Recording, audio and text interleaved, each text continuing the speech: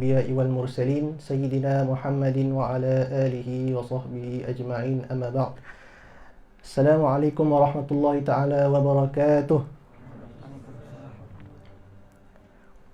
Pertama sekali Ana ingin mengucapkan selamat datang buat kesemua ahli perkemas ke acara kita pada malam ini ya insya-Allah, iaitu membaca itu mudah. Dan Ana harap antum semua dalam keadaan sihat walafiat insya-Allah, dalam keadaan selesa dan dah bersedialah insya-Allah dari segi mental dan mindanya untuk kita berbincanglah tentang topik kita pada malam ini insya-Allah.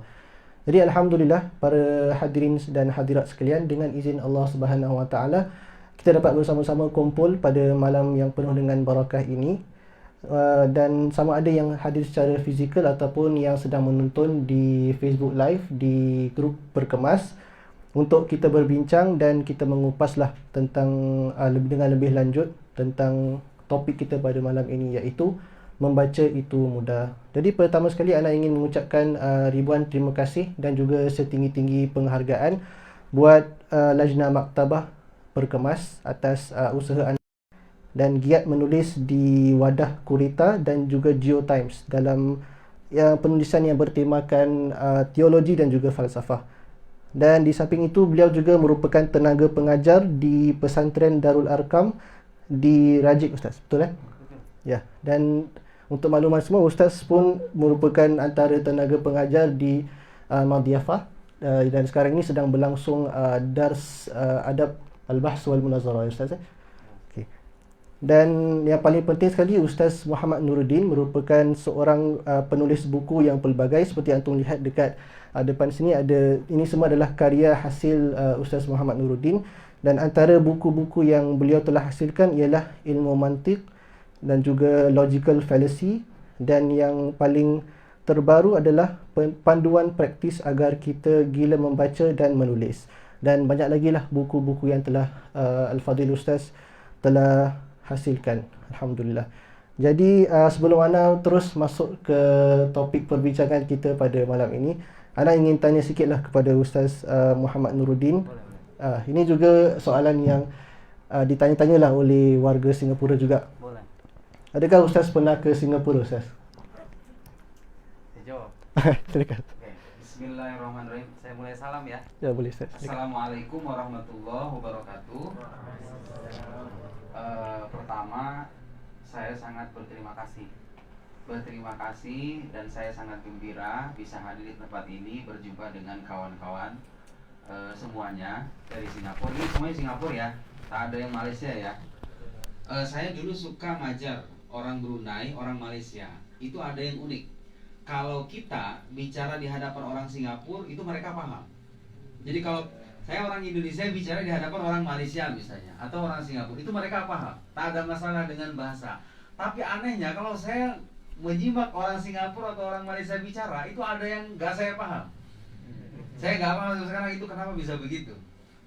Yang jelas, insya Allah barangkali kosakata saya tak ada masalah ya. Bahasa tak ada masalah. Itu sejak dulu saya bertanya-tanya, kenapa kalau orang Indonesia bicara mereka semuanya paham, tapi ketika kita menyimak mereka bicara kita nggak paham gitu. Dulu saya punya beberapa teman dari Singapura, namanya Abdurrahman, teman sekelas. Dan yang membuat saya terharu, Abdurrahman pun salah satu pengoleksi buku-buku saya. Ini teman sebangku di jurusan akidah falsafah itu Abdurrahman. Iya, silakan. Boleh. Insyaallah. Kemudian ada lagi Ibrahim, teman saya, 2 orang Singapura itu cukup dekat dengan saya. Dan ketika dia sudah sama adalah Mustafa ini saya dapat cerita di kemudian hari, dia itu sudah mengislamkan banyak orang di Singapura. Padahal ketika kuliah Mustafa ini sering kita ejek, sering kita ledek-ledek gitu, sering kita canda-candain Mustafa ini. Tidak ada yang mengira kalau dia akan menjadi seorang dai. Saya nggak tahu Abdurrahman sekarang bagaimana, Ibrahim bagaimana. Itu teman-teman saya dari Singapura. Alhamdulillah, dan saya ingat saya juga pernah ke sini, cuman sekian tahun yang lalu. Mungkin tingkat 3 waktu saya di akidah itu sekitar tahun 2015-an. Artinya sudah 7 tahunan yang lalu gitu ya. Seingat saya pernah ke sini. Nah, di Singapura juga ada toko buku yang menjual buku-buku saya, namanya Nurul Anwar Bookstore. Nurul Awan Bookstore itu menjual. Saya juga alhamdulillah saya merasa terharu gitu ya. Bisa sampai Singapura. Alhamdulillahirabbil alamin. Hada min fadlillah alai. Alhamdulillah. Kalau ditanya saya pernah ke Singapura atau belum, saya belum. Tapi melihat Singapura dari kejauhan saya sering. Lewat internet. Lewat YouTube kan. Ada gambar singa Singapura tuh. Yang gambar singa itu. Saya sering ngelihat. Dan saya bermimpi suatu saat nanti bisa ke Singapura gitu ya. Bertemu dengan kawan saya itu. Ibrahim, Mustafa dengan Abdurrahman. Ada yang kenal di sini? Ada yang kenal? Tak ada yang kenal ya? Mungkin ini kenal dengan Abdurrahman. Itu teman belajar kita. Sebelum ujian kita biasanya belajar bareng. Alhamdulillah. Itu kalau ditanya ya. Jadi Ustaz belum pernah ke Singapura? Belum pernah ke Singapura, tapi mudah-mudahan suatu saat nanti Allah mengizinkan untuk menginjaki bumi yang insya Allah dengan penuh keberkahan itu. Ya. Mungkin nanti Ustaz Ishraq boleh bawa Ustaz. Ya Rob, ya Rob. Natamanna dzalik. Baik, soalan seterusnya Ustaz. Tadi anda dah bacakan sedikit lah tentang latar belakang Ustaz. Dan Ustaz kini boleh anda gelarkan sebagai seorang penulis. Jadi soalan anda Ustaz, adakah memang sejak dari bangku sekolah lagi Ustaz memang dah berniat ataupun dah berhasrat untuk menjadi seorang penulis? Oke. Sejak SMA ya. SMA itu bahasa Singapurnya apa? SMA itu jadi ada SD, ada SMP, SMA. SMA itu sebelum kuliah. Itu namanya apa bahasa Singapurnya? Mungkin secondary Ustaz. Secondary school. Ya, gitu ya. Sewaktu SMA, saya memang suka membaca buku. Di antara buku-buku yang sering saya baca itu bukunya Pak Quraish Shihab. Pak Quraish Shihab itu salah satu murid dari Syekh Abdul Halim Mahmud. Pernah tahu ya Syekh Abdul Halim Mahmud? Grand Syekh Al-Azhar, ya, Grand Syekh Al-Azhar yang pernah sekolah di Perancis itu. Seorang wali kabir ya, Syekh Abdul Halim Mahmud itu ulama besar, wali abad 20 bahkan. Ya, ulama besar ahli tasawuf. Jadi antara muridnya di Indonesia itu Pak Quraish Shihab. Pak Quraish Shihab itu sampai sekarang masih hidup, usianya sudah lebih dari 80 tahun. Beliau menulis kitab tafsir 15 jilid. Tafsir, saya suka membaca bukunya Pak Quraish Shihab. Dan saya terinspirasi pergi ke Mesir gara-gara bukunya Pak Quraish Shihab ini. Memang sejak SMA saya suka membaca buku, dan itulah, Anda kalau ingin memiliki rasa suka, rasa cinta gitu ya dengan dunia, membaca, mau tidak mau, Anda harus membiasakan diri secara perlahan-lahan. Secara perlahan-lahan dengan membaca. Tidak usah banyak-banyak. Sehari selembar, 2 lembar, ditambah 2 lembar, 3 lembar, 4 lembar. Lama-kelamaan bertambah. Kalau sudah terbentuk kebiasaan, nanti akan menjadi hobi. Kalau sudah menjadi hobi, enak. Nikmat. Nikmat tuh bahasa sama kan, nikmat ya. Nikmat. Kalau sudah nikmat, Anda kalau ketika belajar tidak ada yang perlu nyuruh lagi. Oh, harus belajar karena ujian. Tidak perlu. Saya belajar karena saya suka dengan ilmu. Bayangkan. Dahsyat gitu. Perhatikan nih. Tahu kenapa ulama-ulama dulu bisa buat kita berjilid-jilid seperti ini? Saya pengen tahu. Rahasianya apa? Tahu rahasianya? Di antara rahasianya karena mereka sudah cinta dengan ilmu. Ya enggak?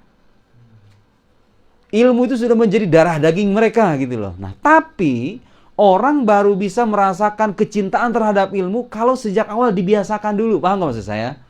Sejak kecil saya suka membaca buku, kemudian saya terinspirasi, suatu saat saya pengen jadi penulis. Saya pengen jadi ahli tafsir dulunya. Penjadi seperti Pak Quraish Shihab. Datang ke Al-Azhar, nilai ulumul Quran saya jelek. Hadis juga jelek. Jadi pokoknya ilmu-ilmu yang berkaitan dengan riwayat itu kenapa saya jelek? Tapi giliran mantik, jayyid jiddan. Tauhid saya pernah dapat 100. Mumtaz 100 tauhid saya enggak nyangka. Falsafah ammah, jayyid jiddan. Jadi kalau ilmu-ilmu ulum akliyah gitu, paham ulum akliyah ya? Mantik, logika, filsafat, nilainya besar-besar. Saya jadi berpikir ulang. Jangan-jangan saya tidak berjodoh dengan jurusan tafsir ini. Akhirnya saya lihat ada Grand Syekh Al-Azhar, ada Syekh Ahmad Thayyib, ya kan? Jadi Grand Syekh jurusan akidah filsafat. Saya ngelihat almarhum dosen saya juga, namanya Profesor Dr. Mahmud Hamdi Zakzuk. Mantan Menteri Wakaf, yang 15 tahun jadi Menteri Wakaf. Itu jurusan akidah filsafat, sekolahnya di Jerman 6 tahun. Luar biasa, jadi Menteri Wakaf. 15 tahun tidak tergantikan. Syekh Hamdi Zakzuk, almarhum, baru wafat kemarin. Dan saya merasa, dan saya membaca buku para pemikir Mesir gitu ya. Rata-rata mereka menekuni bidang akidah filsafat. Terinspirasi saya. Nilai kuliah besar-besar gitu kan. Tokoh-tokoh Mesir banyak. Akhirnya saya ambil aja jurusan akidah filsafat. Dan alhamdulillahirabbil alamin, sampai detik ini saya tidak menyesali pilihan itu. Bahkan saya mensyukuri. Saya tidak salah ambil jurusan. Saya tidak usah ambil jurusan. Jadi gitu ya. Dari awal saya suka membaca, dan mau tidak mau, kalau Anda mau menghasilkan sesuatu yang seperti ini atau lebih dari ini, harus membiasakan dari sekarang. Gitu ya. Ya, betul, Ustaz. Harus membiasakan. Okey. So anda dapat faham, maknanya Ustaz memang dari bangku sekolah lagi Ustaz terinspirasi lah untuk menulis. Iya betul. Sejak sekolah saya terinspirasi jadi penulis. Memang cita-cita saya itu, cuman beda bidang. Beda bidang, betul. Dulu saya pengen jadi ahli tafsir, tiba-tiba ketika pergi ke Al-Azhar, beda jurusan gitu ya. Tapi saya menikmati. Sekarang justru saya andai kata dulu saya mengambil jurusan tafsir, mungkin saya tidak bisa menghasilkan ini, gitu kan gitu. Itulah hikmah Allah. Ya, semuanya sudah ada dalam ketetapan Allah Subhanahu wa taala. Kita hanya menjalani saja. Dan kita mensyukuri gitu loh. Kalau Allah berikan karunia, kita mensyukuri itu dan membagikan kepada orang-orang yang sekiranya perlu kita bagi. Gitu ya. Alhamdulillah. Tadi Ustaz ada sebutkan tentang Prof. Quraisy Shihab, betul Ustaz? Betul. Menjadi salah satu inspirasi Ustaz. Salah satu. Ya. Jadi untuk makluman semua, untuk makluman Ustaz juga, Prof. Quraisy Shihab ni memang sering juga datang ke Singapura. Oh iya. Memberikan ceramah dan muhadarah lah. Oh berarti tahu orang Singapura. Ya. Ah. Dia juga terkenal lah dekat Singapura. Dan paham keislamannya moderat Pak Quraisy Shihab itu. Ya, betul. Gitu ya. Dan senafas dengan Al-Azhar. Meskipun ada pandangan-pandangannya yang agak bermasalah ya, kontroversial. Terutama tentang jilbab. Tahu kan? Pandangan tentang jilbab saya sendiri tidak setuju. Tapi biarkanlah itu. Beliau seorang alim gitu ya. Seorang alim punya hujah atau dalilnya sendiri. Gitu kan. Kita bisa berbeda pendapat, tapi seperti kata orang Arab, khudh ma safa wa da' ma kadar. Hadhi qaidah muhimmah jiddan. Khudh ma safa wa da' ma kadar. Dari siapapun Anda belajar, ambil yang bening itu yang bersih ya, yang lurus, yang benar. Tinggalkan yang keruh. Ya enggak? Anda mau belajar dari siapa? Dari fulan, ini dari mazhab ini, mazhab Syiah, mazhab Sunni, Asy'ariyah, Maturidiyah, ini semuanya. Selama itu benar, ambil. Al-hikmatu dholatul mu'min. Ya kan? Hikmah itu adalah barang hilang orang beriman. Dimanapun dia mendapatkan, maka dia berhak untuk menerima. Ya kan? Gitu kira-kira. Gitu ya. Tidak ada masalah. Di Al-Azhar itu tidak semua ulama satu pendapat dengan kita ya. Tidak semua. Ada ulama-ulama yang pandangannya berbeda. Kita hormati itu, tapi ambil sisi positifnya. Begitu pelajar sejati. Tidak pandang bulu. Oh, saya pengen ini saja, saya tidak mau ini. Enggak. Semua pelajari. Saya teringat dengan perkataan Syekh Muhammad Al-Ghazali. Sampai detik saya ingat. Kata beliau apa? Saya tidak takut. Bayangin kata beliau. Saya tidak takut orang yang terus-menerus berpikir, belajar gitu ya. Sekalipun dia tersesat.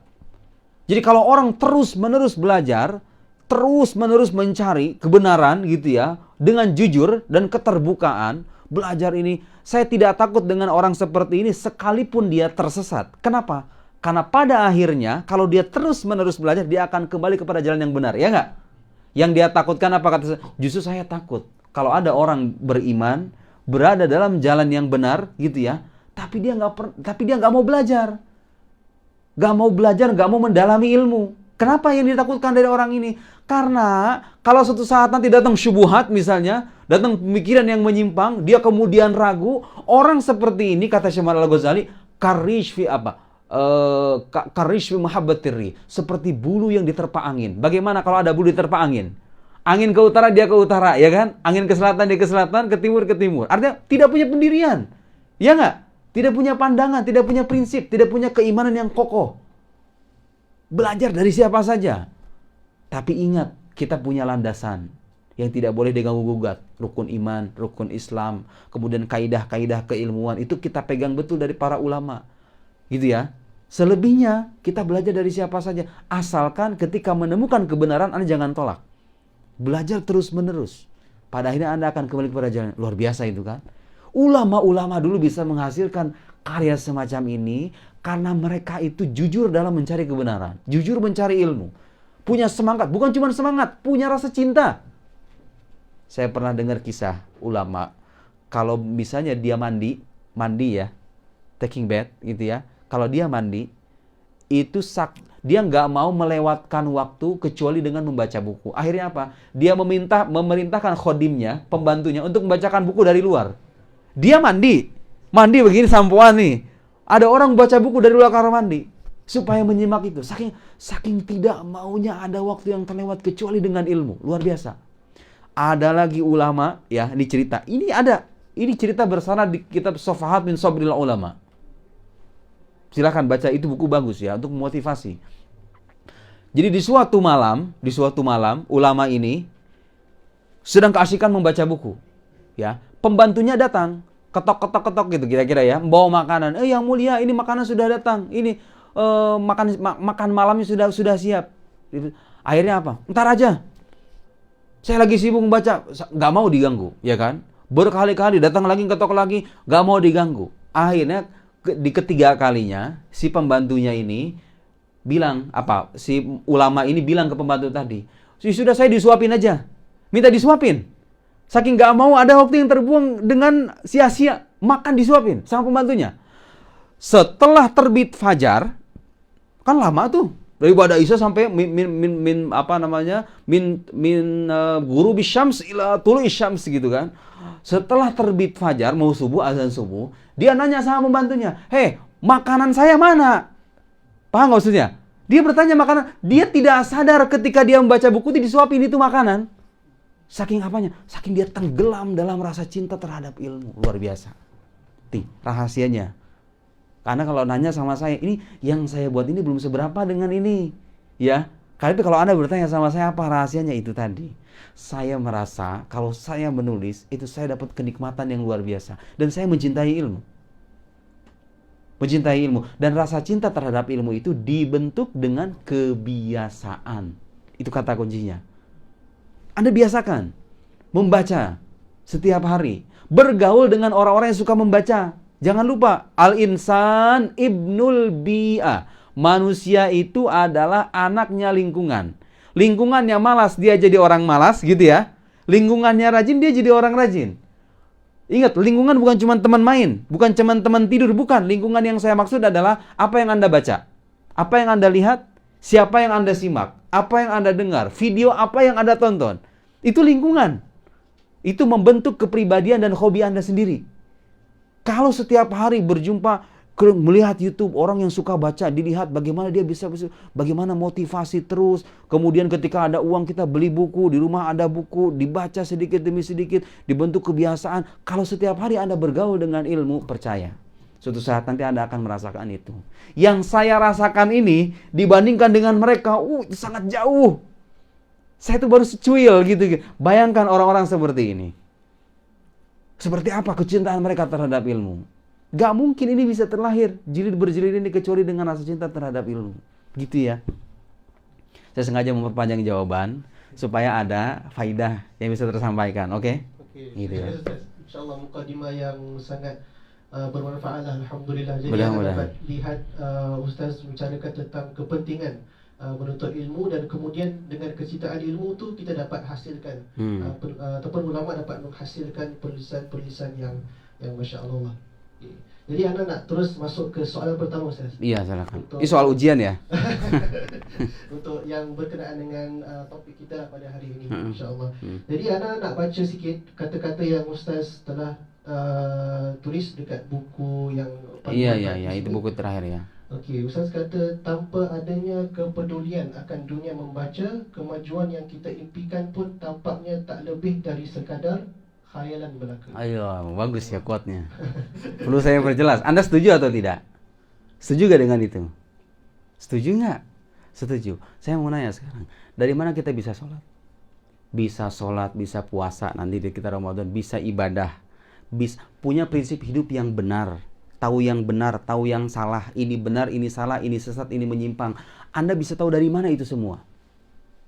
Jelas dari tuntunan agama, dari Nabi SAW. Pertanyaannya, ya, kalau nggak ada tradisi membaca dan menulis, kita bisa tahu Nabi berkata apa?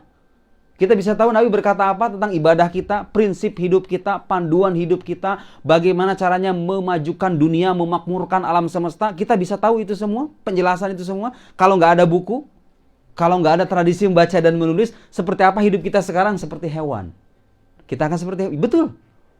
Kalau tidak ada nih penjelasan para ulama, penjelasan para nabi, tidak ada penjelasan dari tokoh-tokoh terkemuka dunia, bagaimana kita menjalani hidup, bagaimana memakmurkan dunia, bagaimana memahami sains, bagaimana memahami ini, bagaimana memahami itu. Kalau seandainya tidak ada baca tulis ini, tradisi membaca dan menulis ini, apa kita sekarang? Kita berkumpul dengan hewan-hewan, dengan kambing-kambing, dengan kerbau-kerbau gitu kan? Hidup kita nggak seperti itu kan? Memang betul. Itulah keistimewaan umat Nabi Muhammad ya. Di umat-umat terdahulu ada nggak kebiasaan tradisi peradaban baca tulis itu ada nggak? Tak ada. Mesin percetakan. Dulu nggak ada mesin percetakan. Dulu nggak ada penerbitan. Ya, di zaman dulu nggak ada. Umatnya Nabi Muhammad ini yang memajukan dunia literasi dengan para ulamanya yang gagah luar biasa itu. Ya kan? Coba kalau mereka tidak punya rasa cinta terhadap ilmu, tidak ada yang bisa dibaca, tidak ada tulisan. Apa yang terjadi kehidupan kita sekarang? Nggak ada Al-Azhar Syarif gitu ya. Tidak ada lagi jurusan A, jurusan B, jurusan C. Tidak ada, hidup kita jadi sudah hidup kita tenggelam dalam kegelapan. Dan kita harus mensyukuri itu. Kalau kita berhenti dari itu, siapa yang melanjutkan ini? Yang melanjutkan tradisi keulamaan ini siapa lagi? Antum belajar ke Al-Azhar itu jauh-jauh untuk apa? Makanya saya teringat teman saya Mustafa itu. Jadi ceritanya saya punya dosen namanya Profesor Mahmud ya, Mahmud Hussein di Al-Azhar di jurusan Akidah. Sekitar 2 tahun yang lalu atau 3 tahun yang lalu, saya ngobrol dengan beliau. Beliau bilang sama saya, "Kamu ingat Mustafa? Teman sekelas kamu itu dulu." "Oh ya, saya ingat. Yang Mustafa itu ya." "Iya." Mustafa itu sering melampirkan fotonya ke handphone saya, kata Profesor Mahmud, dosen saya. "Foto apa?" "Foto itu orang ketika dia mengislamkan orang, ketika dia berdakwah, luar biasa." Itu kalaulah kita tidak bisa menyumbangkan dengan tulisan, minimal kita berjasa dengan bagaimana memperbaiki cara bicara, retorika gitu ya, cara menyampaikan agama dengan baik, dengan nyaman. Sehingga orang yang mendengar itu mendapatkan manfaat dari apa yang sudah kita pelajari. Atau nanti pulang dari Singapura apa? Ilmu yang kita dapatkan 4 tahun, 5 tahun di Al-Azhar itu apa? Tidak ada jalan kecuali 2. Satu dengan tulisan, kedua dengan lisan. Ya nggak? Apa jalan ketiga? Nggak ada. Lisan dengan tulisan. Nah, kalau tidak bisa bicara dengan baik, perbaiki tulisan. Menulis. Bikin buku. Ya, terbitkan. Dibaca orang. Orang mendapatkan manfaat. Kita tidur, kita dapat pahala. Ya nggak? Kenapa? Karena di luar sana orang-orang baca karya kita. Ini ulama-ulama dulu ini, mereka sudah tidak ada. Jasadnya sudah terkubur di bawah tanah. Tapi pahalanya mengalir. Karena ini sedekah jariyah gitu ya. Ilmun yuntafa bihi gitu kan. Ilmu yang dimanfaatkan. Begitu.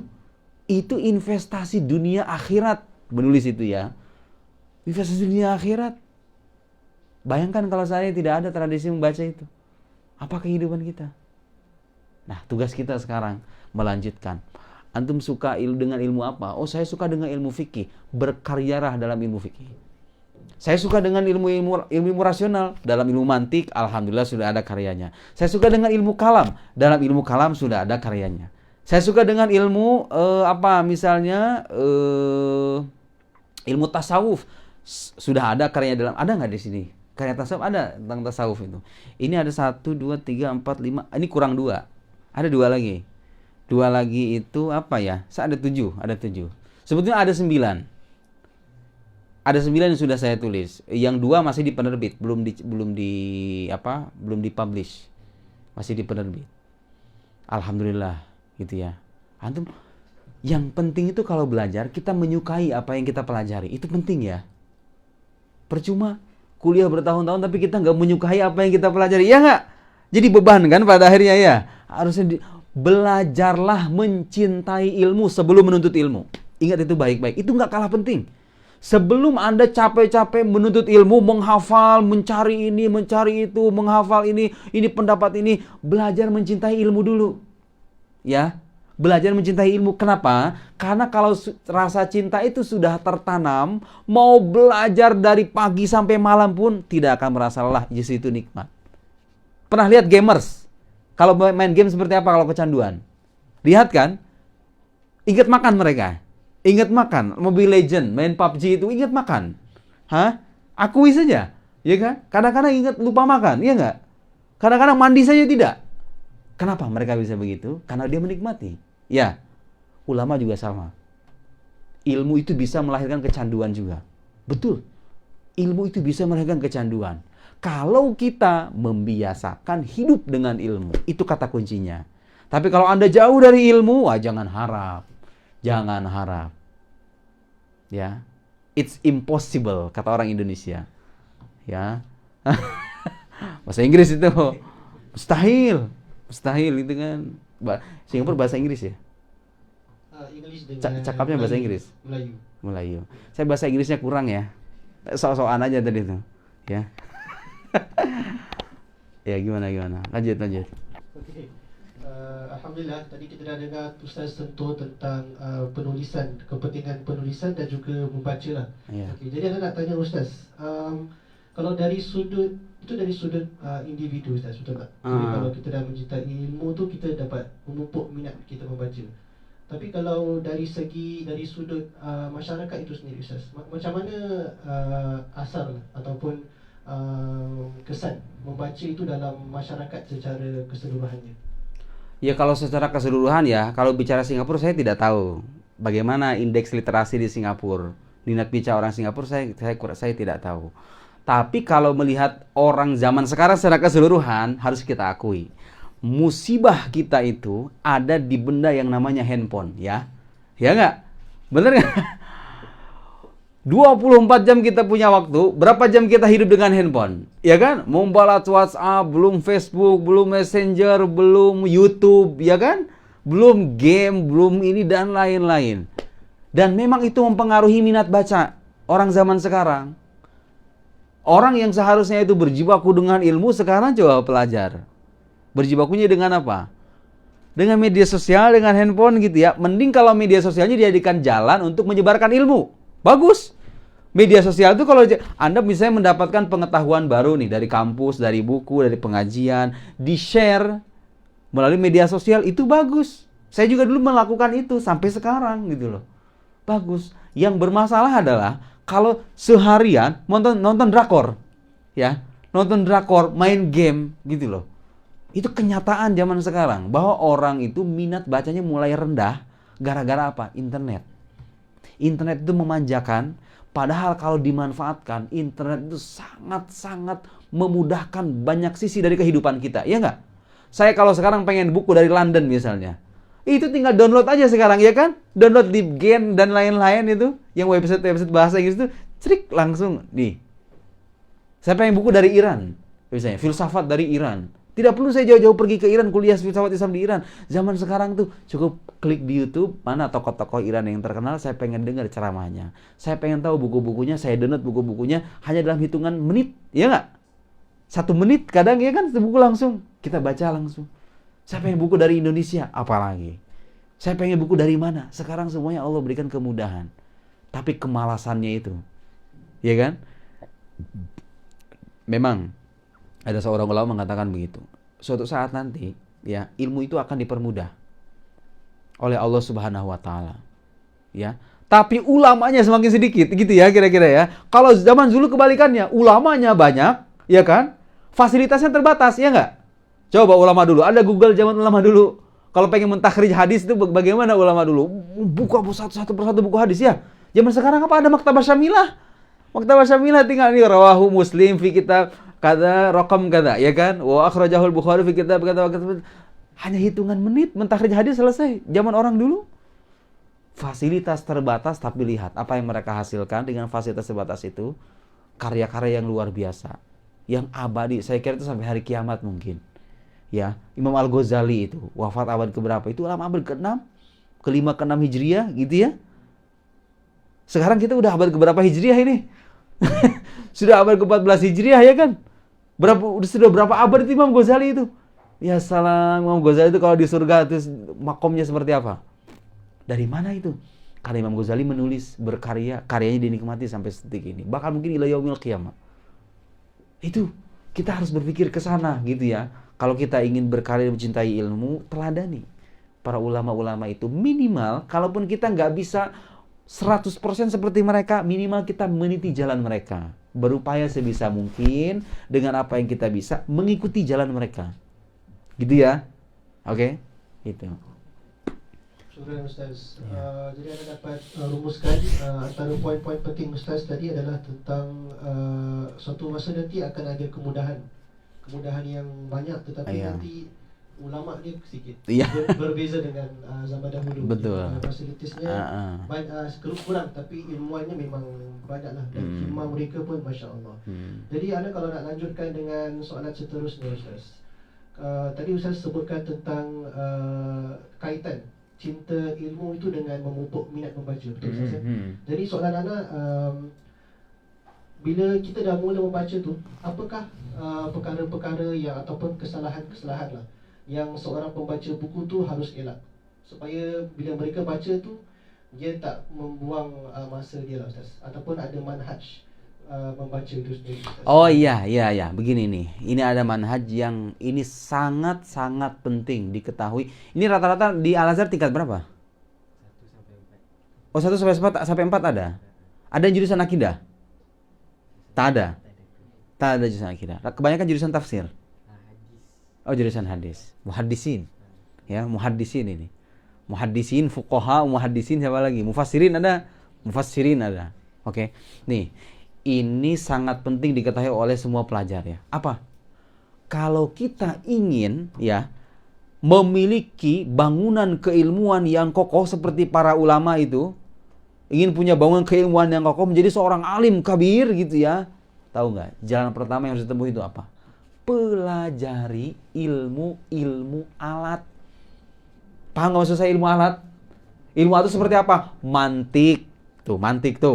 Mantik, balaghah, nahwu, shorof, ya. Ilmu apa lagi tuh? Ilmu alat itu. Karena ilmu alat itu ibarat kunci. Ilmu alat itu ibarat kunci. Sekarang saya kasih contoh yang sederhana ya. Nih, ini anggap ini sebuah bangunan. Di dalamnya ada barang-barang mewah. Siapa yang bisa masuki bangunan ini? Jelas.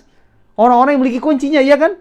Kalau seandainya saya tidak memiliki akses ke dalam bangunan ini, bagaimana saya bisa merasakan keindahan bangunan ini atau kemewahan barang-barang kalau saya nggak punya kuncinya? Anda hanya akan menatap dari luar, ya kan? Bangunannya bagus sekali. Ya, hanya dari luar saja. Tapi Anda tidak bisa masuk. Kenapa tidak bisa masuk? Anda nggak punya kuncinya. Nah, sekarang para ulama itu meninggalkan banyak ribuan karya, jutaan karya, ya, dalam berbagai disiplin ilmu. Bagaimana Anda bisa membaca buku-buku itu? Mendalami menikmati kedalaman pemikiran-pemikiran mereka. Bagaimana? Mau tidak mau Anda harus belajar ilmu alat, ya nggak? Apa itu? Bahasa Arab, ya, nahwu, shorof, balaghah, mantik itu penting. Kalau Anda sudah matang dalam ilmu itu, saya yakin kehidupan Anda akan berbeda. Ya, Anda yang sebelum belajar ilmu alat dengan setelah belajar ilmu alat, saya yakin hidup Anda akan beda. Cara Anda membaca saja pasti beda. Ya, cara Anda membaca saja pasti beda. Orang hanya bisa membaca, mendapatkan faidah hanya cuma segini, tapi ketika Anda menguasai ilmu-ilmu alat, Anda akan mendapatkan faidah yang begitu banyak. Masuk akal nggak? Logiknya? Ya, orang kalau sudah menguasai ilmu alat, dia sudah punya kunci. Dia bisa membongkar sendiri. Masuk ke dalam ruangan, dia bongkar. Oh, ini ada harta karun, ini. Kalau dia sudah punya kunci, ya. Itu rahasianya. Saya sendiri sampai sekarang tuh masih memperdalami itu. Ilmu alat, mantiknya, nahwunya, kemudian balaghahnya. Saya juga sama, saya masih belajar gitu ya. Dan itu kunci. Setelah itu, ya, baru kita masuk ke dalam ilmu-ilmu yang lain, ya. Nggak apa-apa. Misalnya sekarang saya pengen belajar ilmu nahwu. Bukan berarti setiap hari saya harus megang buku ilmu nahwu ya. Enggak. Tetap belajar ilmu yang lain tetap. Tapi konsentrasi saya ke bidang ini. Paham nggak maksud saya? Konsentrasi utama ya. Bukan berarti saya nggak belajar fikih, nggak belajar hadis, nggak. Semua kita pelajari. Tapi konsentrasi kita. Saya harus menguasai ilmu mantik dulu. Saya menguasai ilmu nahwu dulu dan seterusnya. Karena itu kunci. Kalau Anda sudah menguasai ilmu-ilmu itu gampang nanti. Mudah setelahnya ya. Setelahnya mudah. Ya nggak? Setelahnya mudah. Baca tafsir bisa. Baca hadis bisa. Apalagi baca tasawuf, baca ini bisa. Dan jangan lupa harus ada guru. Kalau ingin belajar agama dengan baik, harus ada guru yang jelas. Tidak bisa otodidak ya belajar agama itu. Harus ada guru. Kalau bisa punya mursyid, punya guru spiritual, pembimbing. Di saat kita bingung, mana yang benar, mana yang salah, kadang kalau batin kita terkoneksi dengan mursyid atau guru spiritual gitu ya, yang punya sanad keilmuan yang bersambung ke Rasulullah Shallallahu Alaihi Wasallam, insya Allah hidup kita akan nyaman, lurus, ya, tidak akan banyak penyimpangan. Itu penting. Itu dimulai dari situ ya, itu manhaj tuh. Kalau tidak percaya, silahkan praktekkan dan saya yakin Anda akan menjadi orang besar ke suatu saat nanti. Asalkan itu. Dan itu prosesnya agak lama ya, gak cuma setahun. Jangan setahun pengen jadi ulama gitu, enggak.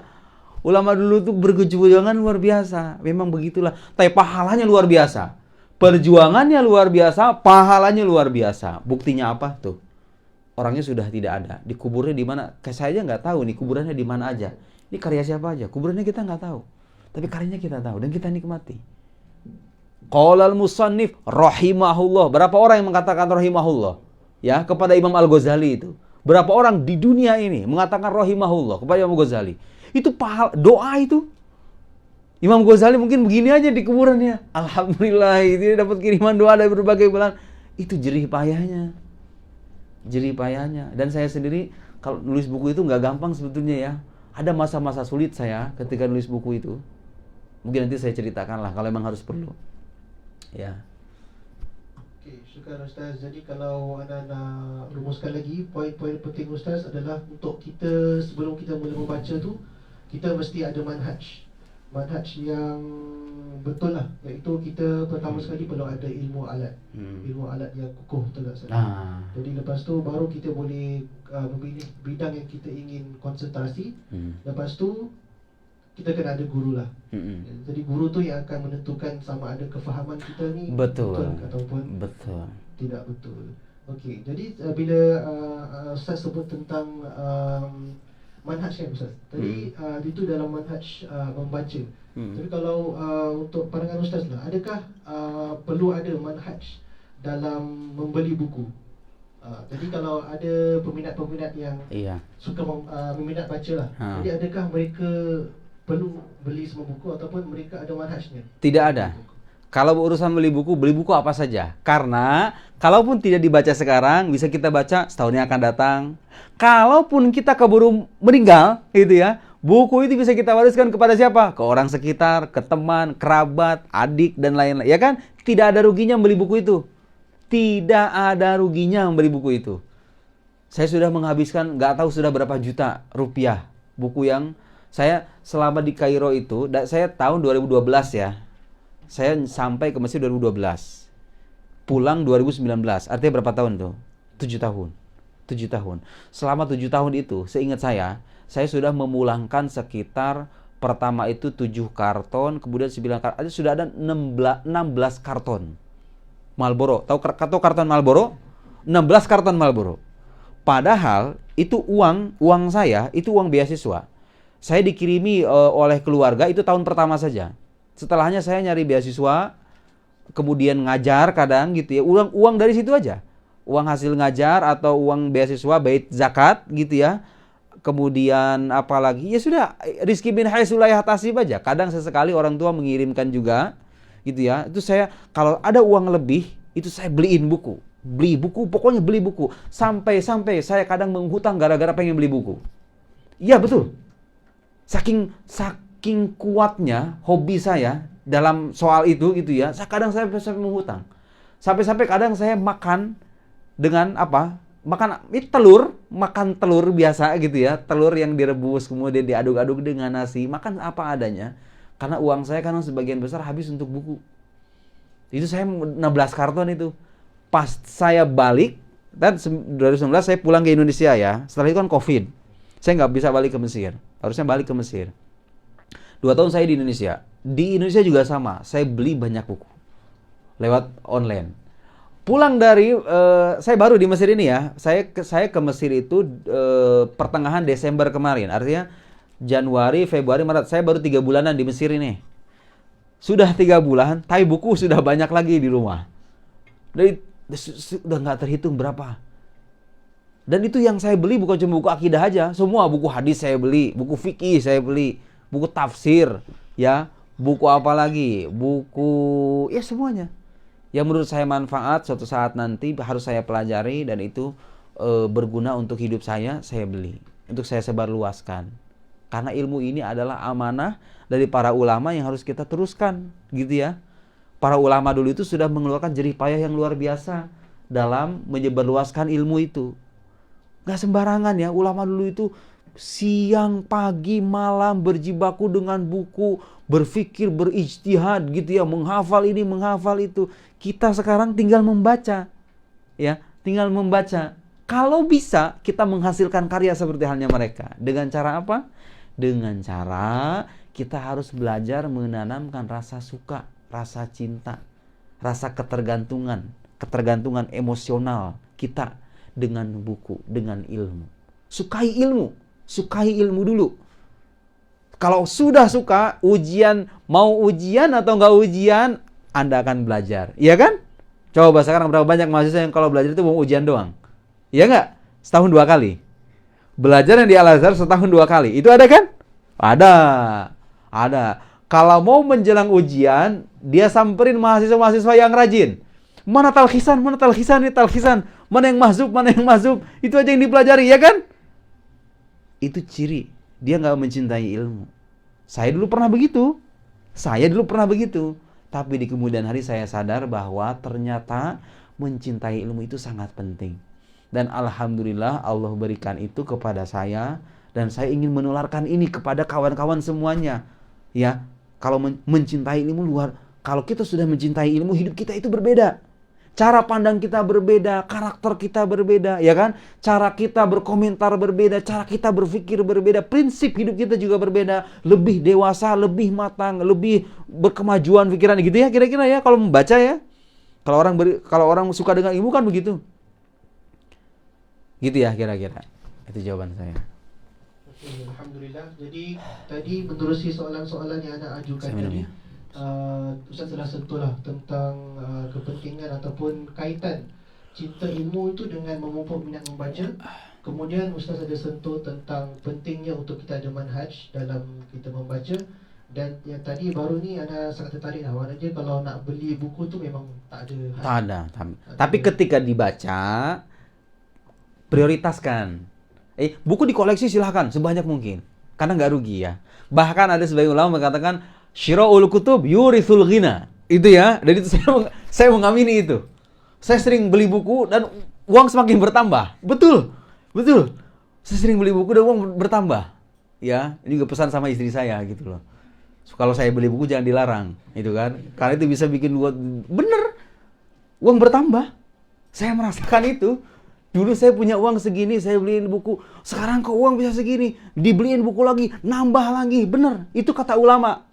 Ya, syira'ul kutub yurithul ghina. Membeli buku itu mewariskan kekayaan. Bener itu. Tapi ketika dibaca, coba baca sesuai dengan prioritas gitu ya. Matangkan dulu. Ya Anda nggak mungkin kan membaca buku-buku ini kalau nggak paham nahwu mungkin bisa membaca buku ini. Kalau nggak paham nahwu sorof bisa baca buku ini, tak mungkin. Mau tidak mau belajar nahwu, belajar sorof, paling enggak yang dasar-dasar ya. Yang dasar-dasar, belajar mantik jangan lupa. Itu saya merasa betul. Ilmu mantik itu luar biasa. Saya merasakan, bahkan saya sempat bilang di pengajian saya yang sebelumnya. Saya merasa hidup saya sebelum mempelajari ilmu mantik dengan setelah mempelajari ilmu mantik itu bedanya luar biasa. Apa bedanya? Kematangan apa? Intelektual gitu ya. Kematangan intelektual tuh terasa sekali. Jadi ketika membaca buku itu kalau melihat pendapat begini, manfaat besar bagi kehidupan kita sekarang dan yang masanya akan datang. Kita harus tahu itu. Hargai ini. Ini nih, turos-turos ini tuh di atas kepala kita semuanya. Mereka ini para raksasa ya. Raksasa itu orang-orang besar. Kepalanya sama, bentuk kepalanya sama ya kan? Ulama-ulama dulu itu makannya sama, kepalanya sama. Apa yang buat mereka berbeda? Mereka cinta dengan ilmu, mereka punya kecerdasan, mereka gunakan kecerdasan itu untuk untuk mengembangkan keilmuan dan inilah hasilnya. Dan sekarang bisa ngebayangin nggak? Turos Islam itu kalau diletakkan dari atas pesawat gitu ke atas bumi Kairo, itu kira-kira cukup nggak itu? Semua dari berbagai bidang ke sini nih misalnya nih. Rumah ini nggak bakal cukup untuk menampung ya. Sangat-sangat kaya sekali turas kita itu. Luar biasa. Itu kalaulah orang meragukan bukti kebenaran Islam tuh. Coba lihat. Saya mau nanya, ada nggak tradisi umat agama lain, Kristen, Yahudi, ya, apalagi misalnya Konghucu, apalagi agama lain yang punya turas keilmuan sekaya umat Islam itu? Tidak ada. Tidak ada. Anda mau pergi ke barat, mau pergi kemana? Anda bandingkan kekayaan intelektual mereka dengan kekayaan intelektual kita. Kita jauh lebih kaya. Jauh lebih kaya. Tapi sayangnya kita malas mengkaji. Pengennya main PUBG gitu ya. Bukan mengaji atau main PUBG. Mobile Legend kan gitu kira-kira ya. Itu. Perempuan. Ulama perempuan itu banyak. Di Mesir itu ada namanya Bintu Syati ya. Kalau pernah dengar ya, Aisyah Abdurrahman ya. Salah seorang ahli tafsir perempuan. Di Mesir itu Bintu Syati. Kemudian ada siapa lagi? Ulama-ulama Mesir di Azhar juga banyak kan? Doktor itu yang punya mu'allafat. Mereka punya anak. Tapi mereka bisa melahirkan karya, bisa gitu. Salah satu tokoh yang cukup menginspirasi saya ya, tokoh Arab. Ada orang namanya Adan Ibrahim. Adan Ibrahim ini memang punya pandangan-pandangan yang kontroversial. Sekali lagi ya, saya sendiri tidak setuju. Ketika dia mengkritik sahabat dan lain-lain, saya tidak setuju dengan itu. Tapi ada sisi positif dari Adan Ibrahim ini. Dia punya anak 9. Ya, anak Ibrahim ini tinggalnya di Austria, orang Palestina, tinggalnya di Austria, punya channel YouTube, pengikutnya banyak, gitu ya. Adan Ibrahim ini, dia pernah cerita begini, saya itu dalam sehari kadang lupa untuk makan. Karena kenapa? Saking sibuknya membaca buku. Kerjaannya itu begadang, hampir tiap malam, begadang. Bukunya itu di kota Vienna itu hampir puluhan ribu. Sampai-sampai ada ngasih nasihat, itu kalau seandainya buku tidak dipindahkan, rumah dia itu akan roboh. Saking banyaknya itu buku. Akhirnya dia pindah ke kota lain. Dan ketika dia mengasuh anak yang 9 itu, sebagian ada yang kecil gitu, itu mengasuh anak sambil baca buku. Mengasuh anak. Ada zaman sekarang begitu orang. Ada pernah lihat orang mengasuh anak dengan membaca buku? Tidak ada ya. Kenapa dia bisa begitu? Itulah tanda kalau ilmu sudah menjadi candu itu seperti itu. Sudah menjadi hobi, sudah menjadi habit gitu loh. Sudah menjadi darah daging yang tidak bisa dipisahkan lagi sampai maut menjemput. Memang tidak ada batas yang mencari ilmu itu. Minal mahdi ilal lahad, benar. Gitu ya. Coba itu nanti setelah dari sini ya. Setelah dari sini jangan langsung main PUBG. Coba praktekin dulu, ada buku di rumah. Nah, pesan saya, kalau mau punya rasa suka dengan dunia membaca, baca buku-buku yang Anda suka terlebih dulu. Penting gitu. Anda suka apa? Oh, saya buka dengan buku-buku keislaman, temanya ini, baca itu. Yang Anda suka dulu. Oh, saya sukanya novel, riwayat, novel, baca novel yang banyak. Tapi dengan niatan supaya saya terbiasa membaca. Paham nggak maksud saya? Ya. Baca semua yang Anda suka. Suka komik, baca komik sebanyak-banyaknya. Tapi jangan lupa, jangan berhenti sampai komik. Ya, membaca komik itu tujuannya membiasakan diri membaca dulu. Paham nggak maksud saya? Setelah terbiasa membaca dan Anda sudah terbiasa, ya setelah suka, lama-kelamaan kan bosen. Ya nggak? Bosan. Masa baca komik, masa baca novel terus? Beralihlah ke buku-buku ilmiah, gitu ya kira-kira ya. Adalah kitab-kitab ilmiah, beralih ke sini. Karena kebiasaan itu sudah terbentuk, sudah kebiasaan membaca, ya sudah. Setiap hari kehidupan Anda begitu saja dengan buku. Dari sini ke tema ini, dari ilmu ini ke ilmu ini. Terus beralih begitu dan Anda berkarya. Bisa berkarya dengan mudah. Ya, membuat kitab seperti ini itu bisa mudah kalau kita punya rasa suka itu. Karena ide itu bisa berdatangan kalau kita terus-menerus membaca. Gak akan kehabisan ide itu. Bahkan saya membayangkan itu ya, ilmu-ilmu keislaman ini kalau dikembangkan terus-menerus, waduh, sampai akhir hayat gak bakal kelar-kelar itu. Gak bakal selesai-selesai itu. Saking banyaknya ide-ide yang diwariskan para ulama itu. Makanya maudhu doktorah, magister itu banyak sekali itu. Tidak akan ada ujungnya itu. Gitu ya. Itu sebenarnya.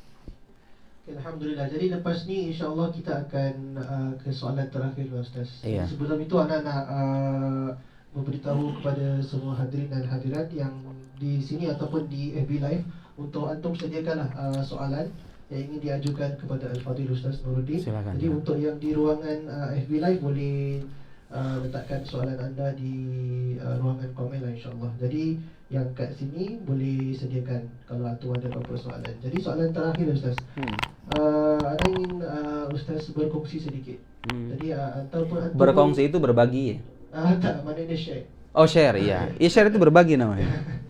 Jadi Ustaz, antum pun masih lagi seorang pelajar Azhar. Jadi soalan ana adalah bagaimana Ustaz membahagikan masa untuk membaca ataupun untuk belajar konten ataupun muqarrar kuliah, dan juga untuk membaca bidang-bidang yang selain muqarrar itu. Jadi macam mana Ustaz bahagikan masa Ustaz? Kalau sekarang saya udah nggak punya muqarrar lagi karena saya sedang menulis magister. Sudah tidak ada muqarrar ya. Kalau saya sekarang sudah tidak ada muqarrar, sudah tidak ada imtihan lagi, tinggal menulis magister saja. Nah, tapi begini, karena bagi teman-teman yang masih di kuliah, masih ada muqarrar, coba baca secara berimbang ya. Nggak cukup kita tuh baca muqarrar aja tuh nggak cukup. Kita harus mandiri. Nah, saya ada cerita nih. Ada 20 tahun, bayangkan 20 tahun tuh nggak sebentar ya, lama.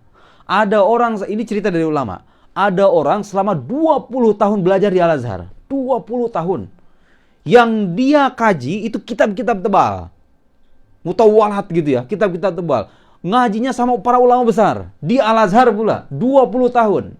Tapi setelah 20 tahun itu, la yukhrij bi syai'. Maksudnya, keilmuannya tidak banyak meningkat. Lah kok bisa? Kok bisa orang udah belajar 20 tahun tapi keilmuan tidak meningkat? Tahu nggak kenapa rahasianya? Tahu nggak kenapa alasannya? Kenapa orang belajar berpuluh-puluh tahun tapi keilmuannya tidak meningkat? Jawaban ulama ini apa katanya? Ternyata orang ini ketika belajar itu hanya bersandar pada buku-buku yang dibaca oleh ulamanya saja.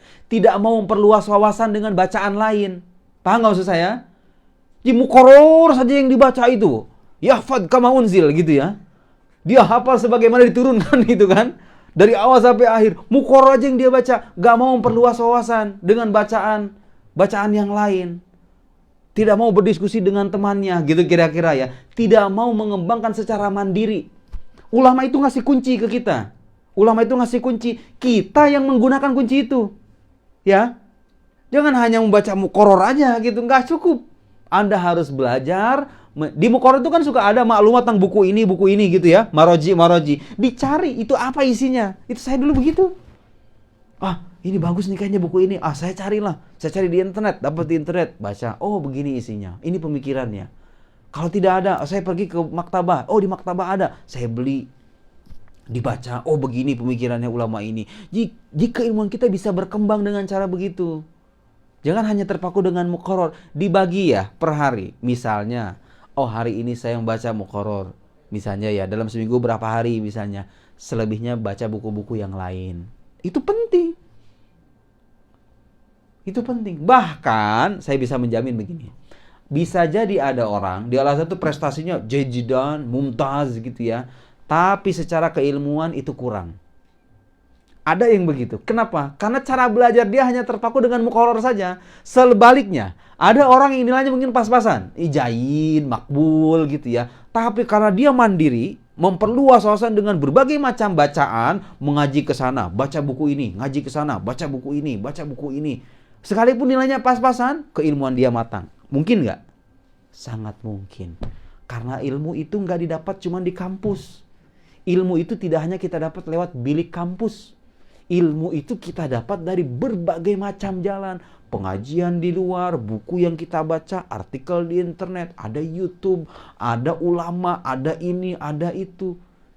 Kita ramu semua itu gitu ya. Kita ambil semua itu, kita saring mana yang sekiranya tepat, mana yang sekiranya perlu kita jadikan wawasan, mana yang harus kita buang. Sebagai pelajar tuh harus begitu. Gitu ya, jangan hanya terpaku. Antum bisa aja hafal muqarrar kemudian nilainya mumtaz. Tapi apa yang dihasilkan dari itu? Itu yang penting. Itu yang penting. Jangan bertanya apa nilai saya setelah kuliah, ya. Tapi tanyakan apa yang saya bisa setelah kuliah. Oh, itu bagus itu. Saya ulangi. Jangan menanyakan nilai apa yang saya dapat setelah saya kuliah. Jangan tanyakan itu. Tanyakan, Anda bisa apa setelah kuliah? Bisa ilmu apa setelah kuliah itu? Gitu ya. Boleh Anda saya pengen punya nilai tinggi di alasan saya ini. Boleh. Tapi itu bukan tujuan utama gitu loh, paham nggak? Bukan yang terpenting. Itu bukan yang terpenting. Itu penting. Tapi bukan yang terpenting. Yang terpenting itu apa yang saya bisa setelah saya kuliah. Saya bisa fikih, saya bisa ilmu akidah, saya bisa ilmu ini, saya bisa ilmu ini. Karena itu yang kelak akan menjadi manfaat bagi banyak orang. Ya, bukan nilai. Kalau pulang ke Singapura, apa ada yang bertanya, kamu di Al-Azhar nilainya apa? Jayidan, mumtaz. Itu yang mereka tanya. Tidak. Yang mereka tanyakan, kamu bisa apa? Kamu bisa bicara apa di hadapan kita ini? Bisa bicara akidah, bisa bicara fikih, bisa bicara tafsir, bisa bicara hadis, bisa bicara apa? Nilai itu nanti tersembunyi dalam karpet gitu kira-kira ya. Yang akan tampil itu siapa? Kemampuan kita. Kita bisa apa setelah kuliah? Itu penting. Gitu kira-kira ya. Alhamdulillah, syukran Ustaz atas segala pencerahan dan penjelasan yang sangat bermanfaat. Alhamdulillah. Jadi untuk makluman semua, kalau ada yang mungkin malu untuk tanya, mungkin antum boleh letakkan soalan-soalan antum dekat link Slido yang telah kita send dekat grup Perkemas. Okey, jadi kalau antum ada apa-apa soalan, antum boleh utarakan di situ, ataupun Ana akan bukalah kat sini soalan. Kalau ada siapa-siapa yang ingin mengajukan soalan kepada Al-Fadhil Ustaz Nuruddin, maka dipersilakan. Jadi Ana akan ambil 3 soalan di sini, yakni 3 soalan yang di sini dan juga 3 soalan di Slido. Okey. Jadi Ana akan mulakanlah daripada kat sini. Kalau ada sesiapa yang ingin mengajukan soalan, dipersilakan.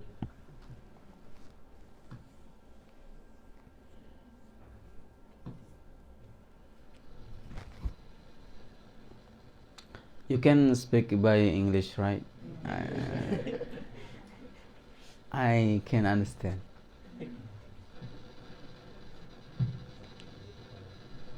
Bismillahirrahmanirrahim. Assalamualaikum Ustaz Nuruddin. Waalaikumsalam. Ahlan bik. Sangat teruja dan juga gembira lah dapat. Saya juga sangat gembira. Saya pun sangat gembira. Jadi sebagai pengenalan, nama saya Humairah Muhammad. Okay. Jadi saya ada satu soalan lah. Jadi sebagai penulis, seperti yang Ustaz kongsikan tadi, anda difahamkan akan ada bahasa sukar yang mana penulis tidak boleh menulis ataupun dinamakan sebagai writer's block. Taruh. Saya kurang menyimak. Ini ada suara yang agak sedikit mengganggu. Gimana? Nah, coba diperbaiki dulu itu suaranya. Pakai mic yang jelas. Oke.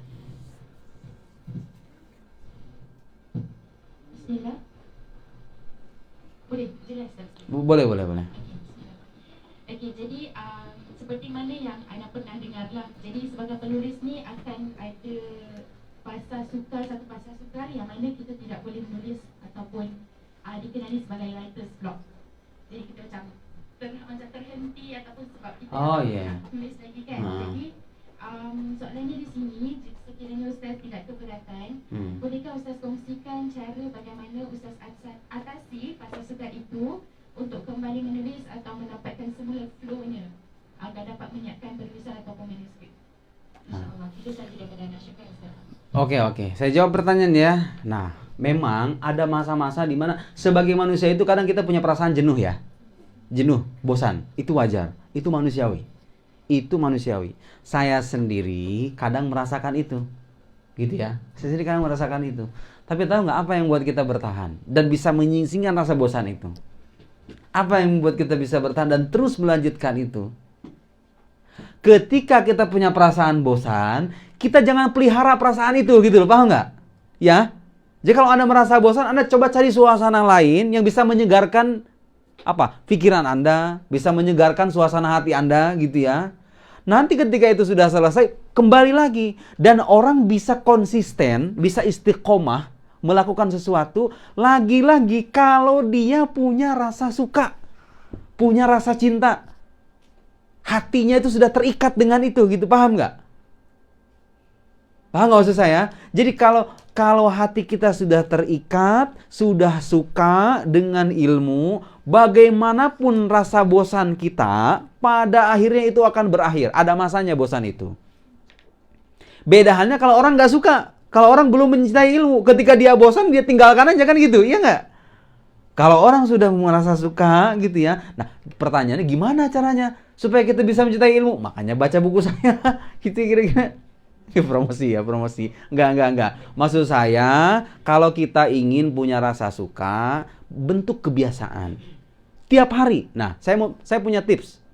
Kalau mau istiqomah membaca atau menulis ya, coba selama 40 hari berturut-turut ya, baca buku, jangan sampai putus. Maksud saya, setiap hari itu sempatkan, katakanlah setengah jam atau 1 jam, kalau terlalu lama 1 jam, setengah jam lah.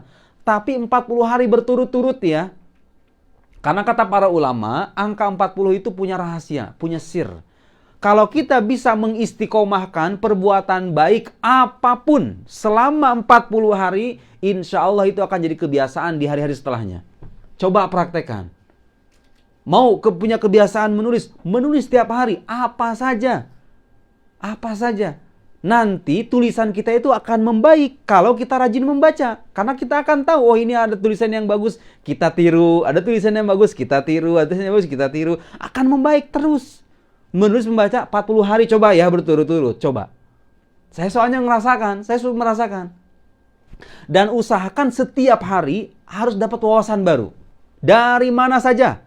365 wawasan baru selama setahun. Selama 2 tahun kita sudah punya berapa wawasan? 3 tahun, 4 tahun. Kita jadi orang pintar pada ujungnya. Ya. Begitu belajar itu simpel. Tidak terlalu berat. Jangan seperti para ulama dulu dah. Tiap hari baca buku. Enggak. Yang sederhana saja dulu. Yang penting berkelanjutan. Istiqomah. Konsisten. Setiap hari. Itu yang gak kalah penting. Itulah alasan kenapa Nabi bersabda, khairul amal adwamuha wa in qalla, ya enggak? Sebaik-baiknya amalan itu yang paling konsisten, yang paling berkelanjutan, sekalipun itu sedikit. Tahajud sebulan sekali 20 rakaat. Dengan setiap hari 2 rakaat lebih baik mana? Jelas. Yang setiap malam 2 rakaat. Duha sebulan misalnya 5 hari, per harinya 12 rakaat. Lebih baik mana ketimbang setiap hari 2 rakaat. Tapi terus menerus, itu yang lebih baik kata Nabi. Adwamuha wa in qalla. Sekalipun sedikit, yang penting berkelanjutan. Membaca juga gitu. Ya, nanti itu berkembang secara bertahap dan seterus menerus. Insya Allah. Paham? Oke.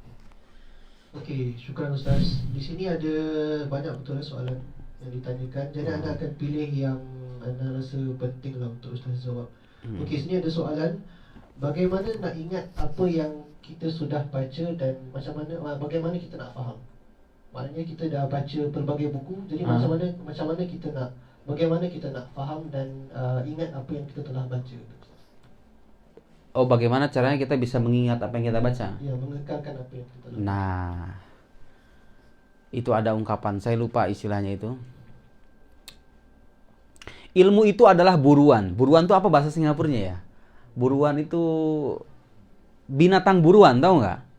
Ya, pengikatnya itu adalah tulisan.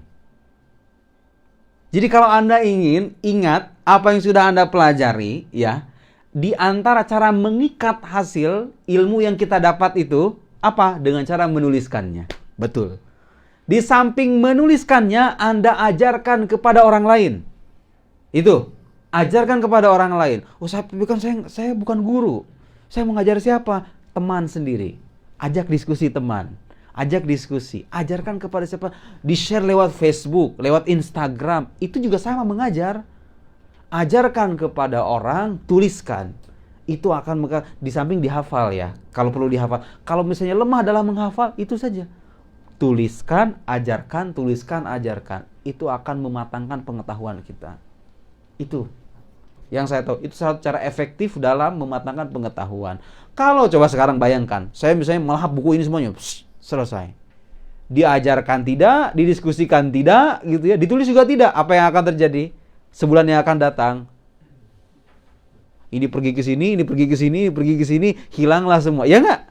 Tapi kalau diajarkan, semakin matang, semakin lengket di kepala kita, ya kan? Semakin matang wawasan kita. Itu pentingnya mengajar dan menulis, ya. Jadi itu nggak bisa dipisahkan tuh. Membaca dan menulis itu kalau bisa beriringan. Di samping membaca, belajar menulis, belajar membaca, terus menerus begitu. Sampai ajal datang menjemput. Karena kata ulama, katanya orang itu akan dicabut nyawanya dengan, biasanya ya, kita bicara alal aglab. Biasanya orang itu dicabut nyawanya dengan kebiasaan. Dia ketika dia hidup. Kau biasa apa ketika hidup? Biasa main PUBG. Mau dicabut malaikat ketika main PUBG. Mau malaikat Israel datang itu ketika main PUBG. Ya? Mau dicabut nyawa kita ketika kita berjibaku dengan ilmu, belajar, mengajar. Kita jadikan kebiasaan itu. Dengan harapan mudah-mudahan Allah suatu saat nanti mengakhiri hidup kita dengan husnul khotimah dengan ilmu. Kita terlahir sebagai orang yang berkecimpung dengan ilmu, bergaul dengan ilmu, berinteraksi dengan ilmu. Ketika wafat pun Allah memuliakan kita dengan ilmu. Itulah ulama-ulama kita, dimuliakan dengan ilmu. Ulama-ulama kita itu dimuliakan dengan apa? Dengan ilmu yang mereka wariskan. Ya, Imam Zahabi, Imam Ghazali, Imam Fakhruddin Ar-Razi, Baqillani, Imam Baidawi, Imam ini, Imam itu, Imam Ibnu Katsir dan lain-lain. Mereka itu bisa kita baca, bisa kita hormati, rahimahullah ta'ala wa nafa'ana bihi wa bi ulumihi fid dharain. Dengan apa? Dengan ilmu. Bukan dengan harta mereka, ya. Bukan dengan harta. Ada yang tahu hartanya Imam Ghazali ketika hidup ada berapa juta? Ada yang berapa dolar gitu ya Imam Ghazali? Ada ulama yang menghitung hartanya Imam Ghazali, hartanya Ibnu Rushd, hartanya Imam Baqillani. Ada yang menghitung? Tidak ada. Yang dihitung oleh para ulama apa? Karyanya apa saja. Bahkan ada satu kitab, satu buku khusus, judul itu Mu'allafatul Ghazali. Karangan Imam Ghazali. Imam Asy'ari itu lebih banyak lagi karangannya, ratusan. Sayangnya tidak sampai kepada kita kecuali 6 atau 5 naskah saja. Ulama-ulama luar biasa. Bahkan konon kata Imam Ghazali itu katanya punya kitab tafsir 40 jilid. Tapi nggak sampai sekarang belum diketahui di mana. Seandainya itu ditemukan tafsir Imam Ghazali 40 jilid, wah, itu terkenal ke berbagai belahan dunia itu. Seperti Ihya Ulumuddin. Iya kan? Luar biasa itu Imam Ghazali itu. Oh, itu Hujjatul Islam. Kalau mau tahu apa bukti kebenaran Islam, lihat bukunya Al-Ghazali. Tuh, coba itu orang gelar Hujjatul Islam itu luar biasa, itu gagah raksasa itu. Bukan orang sembarangan itu. Gelar Hujjatul Islam. Jadi bukti kebenaran Islam itu, kalau mau tahu bukti kebenaran Islam, lihat bukunya Imam Al-Ghazali itu. Mantik ada, filsafat ada, tasawuf ada, fikih ada, ya kan? Usul fikih ada. Apa yang enggak ada Imam Ghazali? Hadis hatta? Hadis, ada yang orang bilang Imam Ghazali itu ilmu hadisnya lemah katanya. Siapa bilang? Hei, Imam Ghazali itu. Hadis-hadis Ihya itu ditakhrij ya. Setelah ditakhrij ya, yang tidak ada sandaran cuma beberapa segelintir hadis saja. Itu ada ulama asal Suriah. Namanya itu Syahana Syarfawi, apa Syafrawi ya? Syahana Syarfawi. Dia meneliti hadis-hadis Ihya itu, ternyata hampir sebagian besar hadis itu ada dasarnya. Ada dasarnya. Yang dibilang kata Ihya itu hadis-hadis dhaif gitu ya. Ya dasarnya siapa bilang? Oh, itu ulama besar itu Imam Ghazali itu. Wah, gitu ya. Ilmu lagi-lagi. Yang memuliakan mereka adalah ilmu, bukan harta. Bukan harta. Harta itu Allah berikan kepada kita supaya jadi jalan kita memuliakan ilmu dan menyebarluaskan ilmu. Harta itu bukan tujuan, harta itu jalan. Anda punya harta, oh saya tidak bisa nuntut ilmu, berikan kepada orang yang berhak. Silahkan gunakan harta ini untuk ilmu, untuk kemajuan agama. Ya, kalau Anda perlu untuk hidup Anda, gunakan untuk hidup Anda. Gitu ya, kira-kira. Tapi tujuan kita ke sana. Tujuan kita ke sana. Harta itu kita gunakan demi jalan kebaikan dan jalan yang diridhoi oleh Allah Subhanahu wa taala. Itu yang diajarkan oleh agama, gitu ya. Oke. Syukur Ustaz. Jadi kita akan ke soalan seterusnya dari, kalau boleh, daripada pihak ikhwah. Kalau ada yang ingin bertanyakan soalan kepada Ustaz, silakan. Boleh.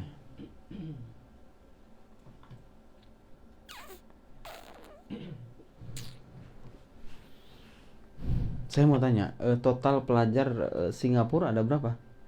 Dalam lebih kurang 200. 200. Oh. Ketuanya, ada ketuanya? Ketuanya ada di sini Ustaz. Di mana? Yang mana? Oh, ini. Iya. Masya Allah. Tasyarrafna bikum. Ada soalan lagi dari pihak ikhwah? Namanya Perkemas ya? Perkemas. Perkemas itu singkatan dari Persatuan Kebajikan Mahasiswa Singapura. Oh, Persatuan Kebajikan Mahasiswa Singapura. Oh, Perkemas. Oke, siapa tuh? Silakan Ustaz. Bismillahirrahmanirrahim. Saya ada soalan, tapi mungkin soalan saya ini agak personal ataupun agak peribadi. Saya merasakan sepertinya Ustaz, sosok Imam Ghazali mempunyai pengaruh yang kuat pada diri Ustaz. Mungkin sebab beliau seorang ahli falsafah dan Ustaz juga minat. Iya. Jadi saya ingin menanya, saya juga minat pada Imam Ghazali. Jadi saya mau menanya, di antara karya Imam Ghazali, apakah karya Imam Ghazali yang sekiranya kalau semua kitab di dunia ini tidak ada, karya Imam Ghazali yang mana yang Ustaz ingin kekalkan sama Ustaz? Ataupun sekiranya Ustaz boleh bawa satu buku saja bersama Ustaz, buku Imam Ghazali yang mana yang Ustaz ambil, ataupun itu kalau kita bicara tentang sosok Imam Ghazali secara sosok Imam Ghazali saja. Tapi kalau kita bicara secara umum, kalau Ustaz boleh bawa satu kitab saja, kitab apa yang Ustaz akan bawa bersama Ustaz? Saya yakin Anda sudah tahu jawabannya. Dulu tuh ada orang ulama Al-Azhar namanya Syekh Mustafa Al-Maraghi. Ya. Ada dialog dengan beliau dengan Syekh Muhammad Abduh. Ya. Waktu itu Syekh Mustafa, saya lupa ya, antara Mustafa Al-Maraghi atau siapa gitu. Pokoknya ulama besar Al-Azhar. Ingin pergi ke Perancis. Wasiatnya Muhammad Abduh ini, ya, alaika bi kitab Ihya Ulumuddin Imamil Ghazali. Itu kitab Ihya Ulumuddin itu ya meringkas banyak hal dari ajaran kita, dari ajaran Islam. Fikih ada, ya kan? Tasawuf ada, ya kan? Akidah ada, ya kan? Sedikit-sedikit banyak kan akidahnya ada tuh, ya kan? Meskipun Imam Ghazali punya buku akidah yang lain, ada Qawaidul Qawaid dan lain-lain. Tapi dan tahu kitab Ihya Ulumuddin itu ditulisnya di mana? Di atas menara Damaskus ya. Di atas menara. Beliau itu beruzlah. Jadi setelah melanglang buana gitu ya. Melanglang buana dalam perjagat dunia intelektual, mendalami ilmu kalam, filsafat, semuanya ditelan oleh Imam Ghazali itu. Luar biasa. Itu manusia ajubatus zaman. Itu keajaiban zaman itu. Semua disiplin yang ada di masa itu ditelan semuanya. Bahkan Imam Ghazali itu kelebihannya apa? Kalau mengkritik suatu pendapat, dia baca habis pendapat yang dia kritik. Ada satu bukunya namanya Fadhaihul Batiniyah yang mengkritik mazhab Batiniyah. Itu dia baca semua karya-karyanya mazhab Batiniyah itu. Mau mengkritik para filsuf yang tahawudul falasifah, dia baca karya-karya Ibnu Sina, Al-Farabi itu. Hasilnya seperti apa? Dahsyat itu. Tapi di antara semua karyanya itu, yang kita akui bersama, kalau disebut nama Al-Ghazali, apa yang terlintas pertama kali? Bukan tahafudul falasifah. Karena tahafudul falasifah itu yang tahu cuma jurusan akidah aja sebenarnya, ya kan? Yang terlintas di Imam Ghazali, kalau kita pergi ke masjid dengan Imam Ghazali, sahib Ihya Ulumuddin, wa fi'lan, wa min ashhar wa anfa' kutubihi. Di antara yang paling terkenal dan yang paling bermanfaat bagi umat muslim di berbagai belahan dunia. Saya tidak bicara dalam dunia Islam, di berbagai belahan, hatta di barat sekalipun. Ihya Ulumuddin, Masya Allah. Masya Allah. Bahasanya tidak terlalu sulit ya, Ihya Ulumuddin itu. Kemudian isinya itu benar-benar menyentuh banyak hal dari sisi kehidupan kita, memperbaiki akhlak kita, memperbaiki ibadah kita, hubungan kita dengan Allah, hubungan kita dengan sama manusia. Dan bahkan ada ulama yang bilang malam yaqra'al ihya falaisa minal ahya. Yang belum baca Ihya Ulumuddin itu bukan makhluk hidup. Itu orang mati. Kayak gitu kira-kira. Itu mayat itu. Luar biasa kan? Luar biasa Imam Al-Ghazali. Malam yaqra'il ihya falaisa minal ahya. Gitu ya, luar biasa. Wa in kan fihi minal mubalaghah. Gitu ya, sekalipun ada sisi kelebihannya, enggak jauh masalah. Syukur Ustaz. Ada ingin buka lagi satu soalan di sini. Kalau ada daripada ikhwah ataupun akhwat yang ingin menanyakan soalan, silakan.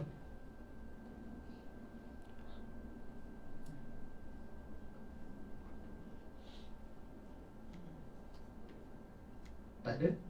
Okey, jadi Ana akan tanya daripada slide dulu lah, insyaAllah. Ini terakhir Ustaz, insyaAllah.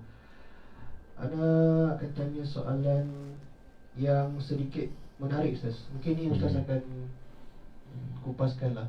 Bagaimana cara mengimplementasikan mantik dalam kehidupan seharian? Itu jawabannya bisa Anda temukan di buku ya. Tapi kalau saya harus menjelaskan begini. Mantik itu ilmu yang berusaha menata, mengatur cara berpikir kita. Ya. So, sekarang Anda baca ilmu apa saja. Fikih, tafsir, hadis. Ketika Anda hidup di keseharian, Anda baca di media sosial itu. Ya, di Facebook, di Instagram. Akan Anda temui banyak pendapat, ya enggak? Ada orang mengatakan A, ada orang mengatakan B, ada orang mengatakan begini. Menurut saya ini benar, menurut saya ini salah, menurut saya ini sesat, menurut saya ini menyimpang, menurut saya ini sesuai dengan Quran dan Sunnah, menurut saya ini begini. Ya enggak? Di semua ilmu, ya, di media sosial hatta kita akan menjumpai keragaman pendapat, ya enggak? Pertanyaan saya sekarang, bagaimana Anda menentukan ini pendapat yang masuk akal, ini yang tidak? Ini yang kuat, ini lemah. Ini tepat, ini cacat. Ini sahih, ini khata, gitu kira-kira. Ini salah, ini benar. Bagaimana Anda menentukan itu? Anda harus sampaikan argumen, hujjah. Argumen, dalil, alasan. Kenapa saya mengatakan ini benar? Kenapa saya mengatakan ini salah? Harus ada argumennya. Dari mana kaidah perumusan argumen itu bisa kita dapat? Ilmu mantik. Kita menjumpai istilah-istilah. Ada istilah kafir, ada istilah musyrik, ada ahlu kitab, ada dalam ilmu hadis misalnya, ada sanad, ada matan, ada perawi itu ada yang namanya adil, ada yang dobit, ada yang ini. Istilah-istilah banyak sekali. Ilmu tafsir misalnya, ada asbabun nuzul, sekarang itu ada namanya hermeneutika, ada ini. Banyak istilah. Bagaimana Anda memperjelas istilah-istilah itu? Harus ada kaidah. Kaidahnya di bagaimana? Kaidah perumusan definisi. Di mana kaidah perumusan definisi itu bisa kita dapat? Di ilmu mantik. Jadi ilmu mantik itu memang madkhal likullil ulum. Pengantar bagi semua ilmu. Kenapa? Karena dalam setiap ilmu itu akan ada istilah-istilah yang harus diperjelas. Dan ketika diperjelas harus menggunakan kaidah. Dan kaidahnya ada dalam ilmu mantik. Dan dalam setiap ilmu itu ada pernyataan-pernyataan, ada proposisi-proposisi yang kita belum tahu itu benar atau salah. Bagaimana cara membuktikan kebenaran dan kesalahannya? Melalui ilmu mantik juga. Gitu. Coba itu sudah. Bayangkan kalau orang mempelajari ilmu mantik itu dengan baik. Ada orang-orang yang debat kusir, tahu debat kusir? Orang cekcok-cekcok ke sana, ini menurut saya ini, tapi tidak ada ujungnya gitu loh. Tidak jelas apa yang mereka perdebatkan. Ada nggak orang begitu? Menurut saya begini, menurut saya begini, menurut saya begini. Hasilnya apa? Ada orang berdebat kayak gitu? Karena dia tidak belajar bagaimana caranya merangkai argumen yang baik. Oh, kalau Anda berkatakan begini, ini argumennya begini, ini begini, begini. Jadi betapa ilmu mantik itu kalau dipelajari dengan baik bisa menyingsingkan hal-hal yang kurang berguna dalam hidup kita. Ya, cara berpikir kita lurus. Kalau orang cara berpikirnya lurus, hidup kita akan maju, gitu kan? Terhindar dari hal-hal yang kurang perlu. Ini sekarang apa-apa dikomentari kan gitu kira-kira ya. Gitu kira-kira ya. Salah satu dampak yang besar bagi kehidupan kita dari ilmu logika atau ilmu mantik itu. Okey, alhamdulillah. Jadi kalau nak tahu lebih lanjut tentang ilmu mantik, bolehlah beli buku Ustaz. Di Darussoleh ada kalau setahu saya, tapi itu terbatas. Kalau nggak mau kehabisan, ke sana saja. Setahu saya tuh minggu ini pun cetak 250 eksemplar. Orang Indonesia udah banyak. Saya tidak tahu. Kalau sudah ada pengumuman, saya biasanya umi di Facebook. Kalau sudah ada pengumuman di Facebook, langsung pergi ke Darussoleh, insya Allah ada. Itu versi cetakannya itu yang Darussoleh itu bukan ini ya. Ini cetakan Indonesia ya. Itu buku apa yang di bawah itu? Ilmu mantik ya, yang hitam warnanya. Oh iya, itu versi Indonesia. Yang di Darussalam itu ada ilmu makulat sama ilmu mantik. Mau dicetak sekitar segitu, terbatas. Begitu ya. Okey, alhamdulillah. Okey, kalau tak ada soalan lagi, Ana rasa sampai ke sini saja sesi forum ataupun perkongsian dari Al-Fadhil Ustaz Muhammad Nuruddin. Jadi alhamdulillah kita telah pun mendengar segala kupasan dan penjelasan dari Al-Fadhil Ustaz Nuruddin. Jadi Ana harap ia akan bukan sekadar menjadi penjelasan lah, tapi juga menjadi sebuah motivasi buat kita semua untuk memupuk minat untuk membaca lah, insya-Allah. Jadi sebelum itu Ana ingin menjemput Ustaz lah untuk memberikan sedikit nasihat akhir ataupun kata-kata akhir buat kesemua warga Singapura. Ya, kalau nasihat, saya sejujurnya adalah manusia yang paling membutuhkan nasihat itu, ya. Kalau kita bicara nasihat. Tapi ini nasihat untuk kawan-kawan dan untuk diri saya sendiri. Diri saya sendiri. Kita pergi dari negeri kita, saya dari Indonesia, Anda dari Singapura. Melewati sekian pulau, gitu ya. Melewati berjam-jam kita pergi dari negeri kita ke sini, tujuan kita apa?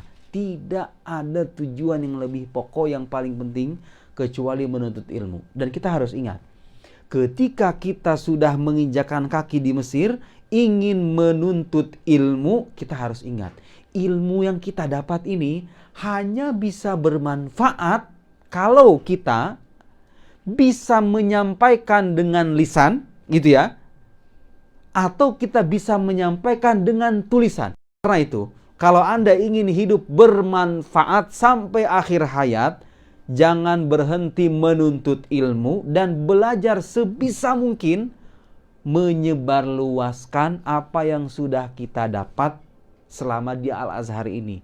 Dengan cara sampaikan melalui lisan, kalau kita bisa mengajar, sampaikan dengan cara mengajar. Di sekolah, menjadi dosen, menjadi peneliti, apa saja, yang penting sampaikan. Tidak bisa dengan lisan, dengan tulisan. Kalau Anda tidak bisa menyampaikan dengan lisan, tidak bisa menyampaikan dengan tulisan, maka tamatlah sudah riwayat hidup Anda. Demikian, wallahu a'lam bissawab.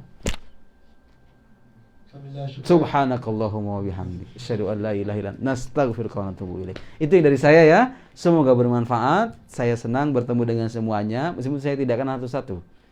Tidak kenal satu-satu. Mudah-mudahan suatu saat kita bisa berjumpa di negeri tercinta, Singapura. Gitu ya nyebutnya, Singapura. Singapura. Oke.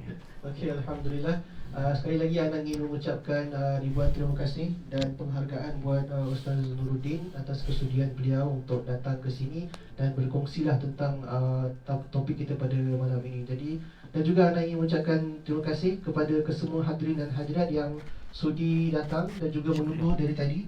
Alhamdulillah. Jadi Ana harap antum dapat istifadah yang banyak dari sesi ini, dan sebagai tanda apresiasi Ketua bagi Lajnah Maktabah, iaitu Al-Fadhil Ustaz Ishraq, untuk menyampaikan sertifikat. Tafadhal mashkur.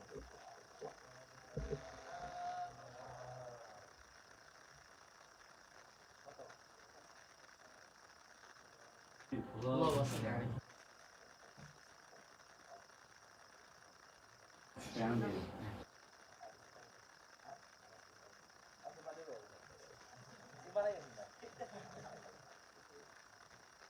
Dan sekarang Ana ingin menjemput Ketua bagi Perkemas untuk menyerahkan sedikit hadiah buat Ustaz Nuruddin. Tafadhal mashkur.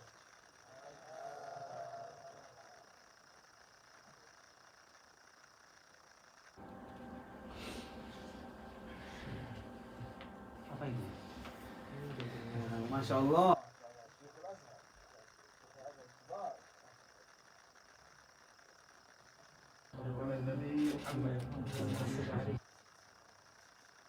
Ini lakukan ada antara pelajar kita yang lama yang pernah menaklukkan desainnya.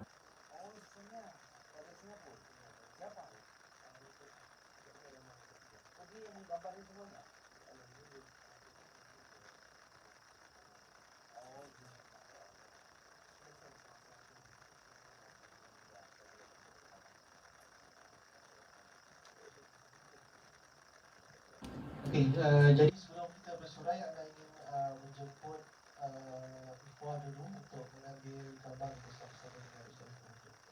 Saya akan dekat.